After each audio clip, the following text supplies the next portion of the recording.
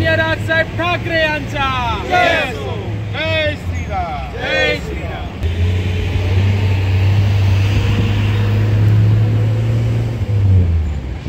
असं आहे की जेव्हा बाबरी मस्जिद पाडली त्याच्यानंतर जे कारसेवकांनी जे केलेलं होतं त्या बाबरी मस्जिदच्या याच्यामध्ये त्यांचं स्वप्न आज पूर्ण झालं।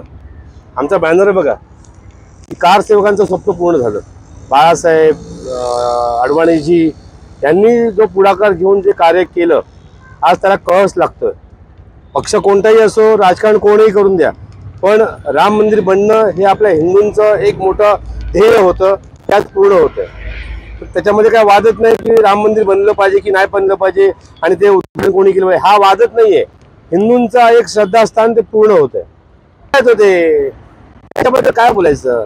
त्यांनी जर हिरवाच चोळा घातलाय तर त्यांना काय बोलणार आपण? मंदिर बनणं, राम मंदिर बनणं ही हिंदूंची आस्था आहे, हिंदू धर्माची एक मोठी लढाई जिंकलेली आहे आपण। तर यामध्ये मंदिर कोणी बनवणं, काय करणं, कसं बनणं, ह्या गोष्टीला काय दुसरं म्हणजे काहीच बोलू शकत नाही। त्या राजकारणामध्ये आम्हाला जायचंच नाहीये। मंदिर बनतं ना, हा महत्त्वाचा विषय, फक्त कोणी बांधून द्या। जर आपल्या मनामध्ये आपण धर्माने आणि मनाने आणि हिंदू आपण आहोत, तर त्या हिंदू धर्माला कोण विरोध करत असेल तर त्याच्याबद्दल आम्ही त्यांच्या विरोधात उभे राहू। उद्धव ठाकरे असतील किंवा अजून कोण असतील, काँग्रेस पूर्वीपासूनच हिंदू धर्माच्या विरोधात आहे। त्यांनी मुसलमानांचं लालनचालनच केलेलं आहे। आज मुसलमान मनसेमध्ये पण आहेत, बीजेपी मध्ये पण आहेत, पण जबरदस्ती वाद निर्माण करणं, तेढ निर्माण करणं याला काय अर्थ नाहीये।